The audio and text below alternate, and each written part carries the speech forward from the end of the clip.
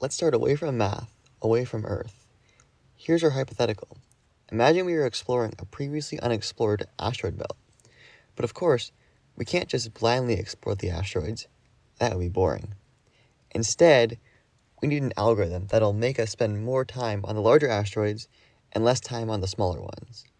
That would be easy if we could see the entire asteroid belt at once, but we can't. We can only see the 2 asteroids adjacent to us. Our goal is for the amount of time we spend on each asteroid to be proportional to the relative size of the asteroid. When we look at 2 adjacent asteroids, we can determine their relative sizes compared to our current asteroid, but we can only see those 2 adjacent asteroids. At first, this problem seems trivial. Just go around to all the asteroids and calculate the absolute sizes of every asteroid based on the relative sizes. But there are a few problems with this approach. First, as we scale up the number of asteroids, we spend an increasingly long amount of time just exploring the belt. We want our algorithm to work even when the number of asteroids gets super big, and this brute force method does not scale well. This scaling problem becomes even more relevant when we scale up the number of dimensions. Exploring all parts of a multiple dimensional distribution becomes nearly impossible to do in a reasonable amount of time. Second, we want to use Markov chain Monte Carlo. That's the point of this video. So let's unpack those words. A Markov chain is a chain of random events, let's call them, that are determined by the previous state of the chain. The key word here is random. Markov chains wander or walk around a sample space in a random fashion in order to tell us something about that sample space. In our case, we want our Markov chain to randomly walk around our asteroid belt. But that doesn't mean the chain will just randomly pick asteroids. No, instead we need to determine how it'll move around the asteroid belt such that it meets our requirements. Us, as space explorers, are actually becoming the Markov chain. Monte Carlo is a sampling technique. By itself, it basically says that you can take many repeated and random samples from a distribution, and you will end up approximating that distribution after you sample it enough times. So, we combine these methods into Markov chain Monte Carlo. We can have a chain of random samples that rely on the previous sample, and in our case, that previous sample is the previous asteroid that we were on.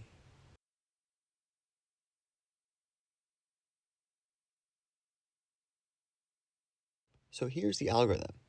We'll start at a random asteroid. Then, we'll flip a fair coin to determine which asteroid we are going to propose moving to. Note, this does not guarantee that we will move to the asteroid. It just means that we are proposing to move there. Then, we find the ratio of the proposal asteroid over the current asteroid. Using that ratio, we'll flip a second coin weighted with that probability. If the proposal asteroid is larger than the current asteroid, we will automatically move there because the probability will be greater than 1. If it's not, we'll flip this second coin with that probability, and if it's heads, we'll move to that proposal asteroid. If it's tails, we'll stay on the current asteroid. Finally, we count the asteroid we are now located at as a sample from the asteroid distribution, or our asteroid belt. Then, we can add this sample to our bar chart. We can repeat this process many times over and over and over again, keeping in mind that our coin flips need to be random for this algorithm to work properly.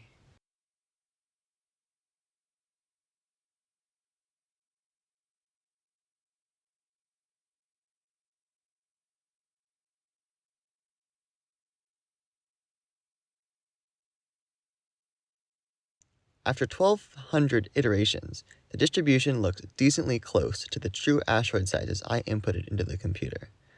While 1,200 samples from a distribution should be enough, these are not really 1,200 independent samples.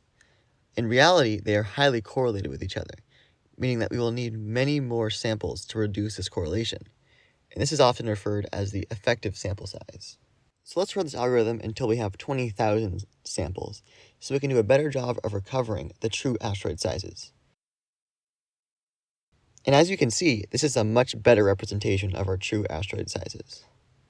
That was pretty cool. Space is pretty cool. And while it is definitely possible to use Markov chain Monte Carlo methods to explore an asteroid belt, it's obviously not realistic. So what are MCMC methods used for? Something even cooler than space: probability distributions. I'm going to skip over the basics of probability distributions, but there are a few key things to understand about them. In our simple case, we will use a univariate distribution. This means that there is only a single random parameter that we are trying to estimate. In practically every case that MCMC is used, there will be a multivariate probability distribution. This means that there are multiple variables or parameters that you are trying to estimate at the same time. The problem is that multivariate distributions are challenging to visualize, especially once you have more than two variables. So just keep that in mind. For example, our example will seem very simple, but know that once you scale a model to have many parameters, these MCMC methods will still work while the traditional methods will not. In a probability distribution, the x-axis is the probability value, which is often referred to as theta. The y-axis is the probability density. That means that the functions we use to plot these distributions are probability density functions, or PDFs. We can integrate between two values of theta to determine the probability that theta truly lies between these two values. That means that if we were to integrate a PDF across its entire domain, the area under it should be 1. So cool, we have an understanding of probability distributions. But how do we arrive at a probability distribution? We're going to use Bayesian statistics. Why? Because MCMC methods are almost exclusively used for Bayesian statistics. Why? Well, let's get into Bayes' theorem. So here's Bayes' theorem. Let's discuss the notation quickly. The left side is what we were looking for. It's known as the posterior.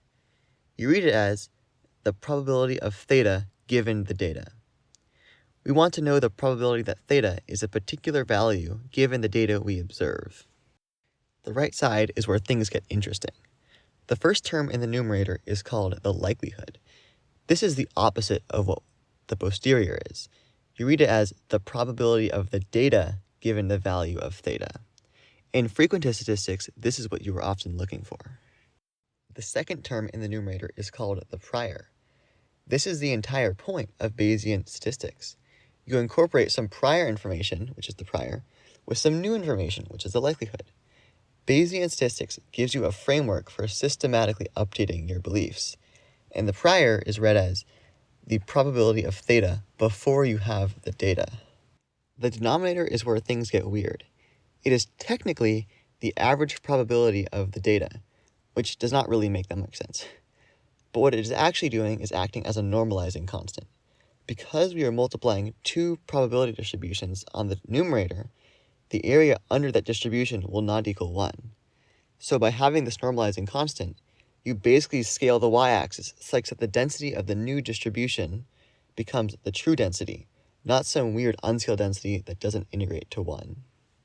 The problem with the denominator only arises in multivariate distributions. Because the denominator is an average, it uses an integral. When you try to integrate across many variables, the problem becomes almost impossible or sometimes impossible to solve. The good news is that the denominator is just a constant. So without the denominator, the unscaled posterior will still be proportional to the true posterior. So what does that mean? Well, remember how we didn't know the absolute sizes of the asteroids, just the relative sizes? What if we use the same type of algorithm to repeatedly take samples from the unscaled posterior to reconstruct the true posterior? Well, that's exactly what Markov chain Monte Carlo does. Now, using our knowledge of Bayesian statistics and Markov chain Monte Carlo, we're going to make up a problem so we can test how well MCMC works. Because I am boring, we're going to use the classic example of coin flipping. We're going to flip 20 coins and record the outcomes of the flips. Remember Bayes' theorem? So let's add our data into it and see how we would solve for the posterior. On the left side, we have the probability of theta given our data, which is 14 heads out of 20 flips. We can compute the likelihood using the binomial distribution. This distribution tells us the probability of seeing some number of heads given some number of flips. It's binary. It assumes our data has only two possible outcomes. In our case, that is heads or tails. We have 20 flips, 14 of which are heads. Using the binomial distribution, we can calculate the probability of getting this outcome given a value of theta. Or in generic terms, we can calculate the probability of the data given the hypothesis. The prior is something we make up. What does this mean? Well, everyone seems to have a different way of interpreting this, but it is really asking us what we know about the coin before we've seen the coin. In this case, we're going to use a beta distribution for the prior, with an alpha value of 3 and a beta value of 3. What does this mean? Well, in essence, it is saying we've seen 3 heads and 3 tails before. Essentially, we are saying that we are more confident that theta is 1/2 than 0.25, but not that much more confident. With enough data, we should be able to overwhelm the prior and make it irrelevant, but that assumes that we have enough data. Most of the time, the prior ends up not being super important, but it is a necessity when conducting Bayesian inference. By multiplying the prior and likelihood, we can find a distribution proportional to the true posterior distribution. As we can see, this unscaled posterior, as we'll call it, looks very similar to the likelihood, as it was able to overwhelm the prior. So now, let's use the Metropolis algorithm to sample from the posterior. Let's draw our unscaled posterior. Because this distribution is unscaled, the area under it does not equal 1. Remember, our goal is to draw enough samples from this distribution so that we can find the posterior density using these samples. Remember the asteroid belt? That wasn't for nothing. The algorithm we're going to use here looks nearly identical to that algorithm, the Metropolis algorithm. Here's how it works. We'll begin by picking a random value of theta to start at. Then, we'll draw a proposal distribution centered at that point. Then, we draw a random value from the proposal distribution. Let's call that value the proposal value. We can then look at where the proposal value falls on our unscaled posterior. If it's in an area of more density than our starting value, we will automatically move to the proposal value. If it's in an area of less density than our starting value, we will flip a coin to decide if we're going to move to the proposal value. The probability of heads on this coin is equal to the proposal density over our current density. After moving or not moving, we add our current position to the list of samples from the posterior.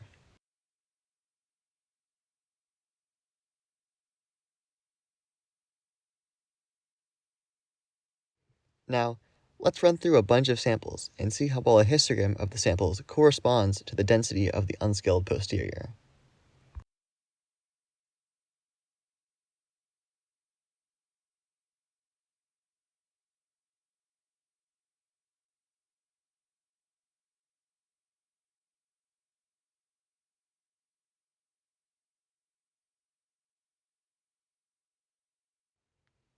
With 1,000 samples, it's pretty close, but not perfect. Let's try 10,000 samples.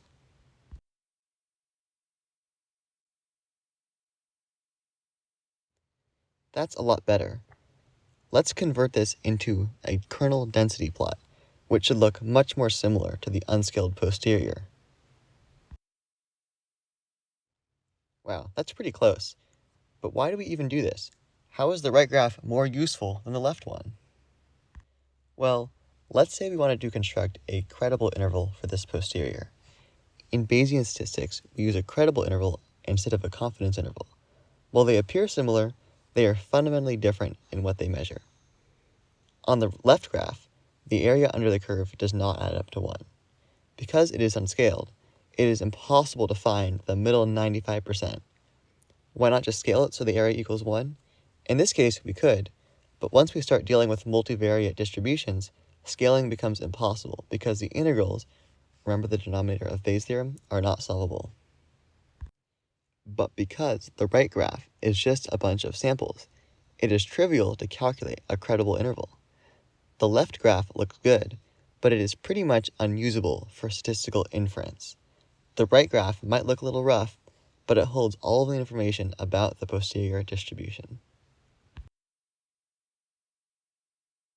the Metropolis algorithm is not the only algorithm, and it's a very simple algorithm to understand, relatively simple to understand, but there are newer algorithms. But first, we'll look at the Metropolis algorithm in a multivariate distribution, just to kind of understand how the multivariate distribution would work. So here we have two distributions that are two normal distributions, so one on the x and one on the y-axis, and in the middle we have kind of the shared density of them, in a sense. So the most dense region is where both of them are the most dense, and the least dense region of this is where they're both least dense, and that ends up looking kind of like a circle. And this was actually animated earlier in the video when I had kind of it spinning around with some sort of shape or a surface, in a sense, when I was showing how multivariate distributions are challenging to understand. And here we have a multivariate distribution. So the first thing that we'll do is look at the Metropolis algorithm and how that works to estimate this. And then we can look at another one that's more modern. So first thing we'll do is start at some point, and we'll start at some random point. And I can show you it's random because actually the last time I did this, it was a different point. So we start here, and then these two kind of white circles are essentially the proposal distribution. And because it's multivariate, it'll look similar to the multivariate normal here, and because we're going to use a normal distribution as our proposal distribution, you can see there are these two lines, and it's more likely to propose to move somewhere closer to where you start than further. But in this case, we're proposing to move pretty close. And as you can see, the area we're proposing to move to is more dense than our current area. So that means when we look, we're going to end up going there, and that's why it's green. And then that gets put on both of these histograms. So we can do this again, and because it's a Markov chain, we're going to start where we finished in the previous round, and we're proposing to move to a more dense region. So we're going to move there, and look now. Oh no, we're proposing to move really far away from the density, the most dense, meaning the density of this background, I guess, region, the one we're trying to estimate. So we're proposing to move really far away, so we're probably not going to go there. And, oh, it's red. So we're going to stay at our current spot, and that was reflected in both the histograms. So we can do this a bunch, and you can see, we're not always going to be... there's a lot of times that we don't, and you can see that as we do a bunch, they're somewhat correlated. There's a lot in this region down here, and a few in this region up here, but none of these other regions. So it takes a lot of samples to get a good approximation. So if we go to autoplay and do these really fast, you can see, eventually it ends up approaching the distribution, but it takes, a little bit of time, and but you can see that it does eventually. And there's a lot of these times when it doesn't want to go there. It doesn't, the proposal place does not, we don't actually move there. And, that means this is less efficient, this algorithm. That's a place we could improve efficiency. We also can improve efficiency in the fact that they're really correlated, so we need a lot of samples. But, by now, this is a lot of samples. It doesn't tell you, I don't think, but it's definitely a lot. And we've gotten pretty close. And if we, decrease the number of histogram bins or increase, we can get varying degrees of what it should look like. They don't give you a kernel density plot, but I guess we can kind of imagine what it would look like. So now I'll show you another algorithm, and the more modern way of this is called the Hamiltonian Monte Carlo.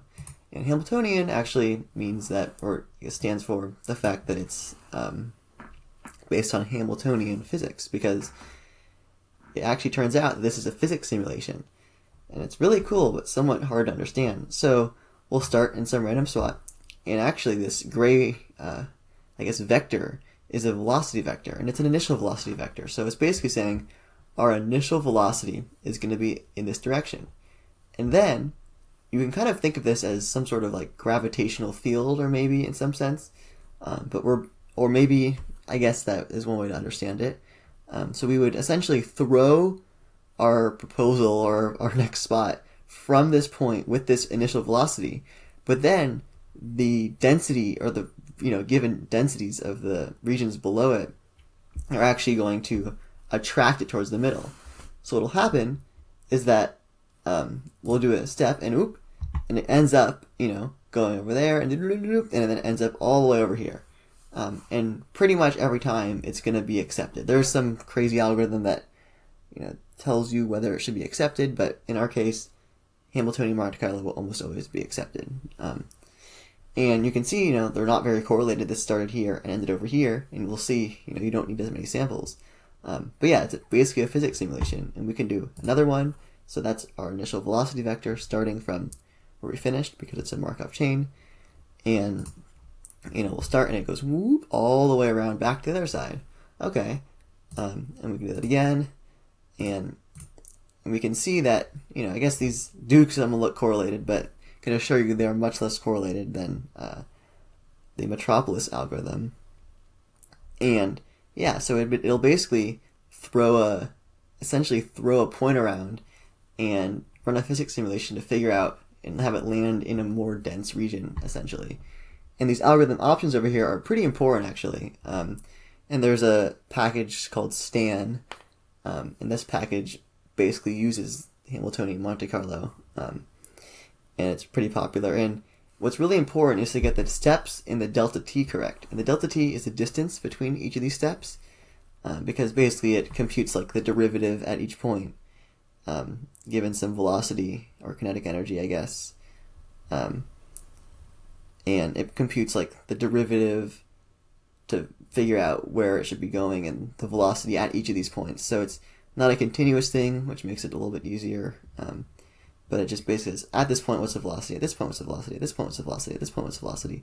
And then keeps doing that up to a certain number of steps. And we can increase this a bunch, and you can see it'll go way around a bunch. But then that becomes either slower, because you have more things to compute, and unnecessarily slower. But of course, if you have too little, what ends up happening is, you don't go far enough, and then they end up being correlated. So you need to kind of balance the delta t and the steps so that you're being efficient in how you are running this, and not needing to, use more computational power than others. And Stan apparently does an incredible job of just figuring that out magically. It's one of those magical things. So we can go to autoplay and then take a bunch of these, and as you can see, it doesn't take that many samples to get a pretty good approximation. And they're much less correlated, as you can see here. They don't really clump together as much. Definitely more computationally expensive for each simulant, but you need less simulants overall, and that's the advantage of this. And it's really cool to see how physics has applications in probability distributions, which I'm not sure many people would have thought about.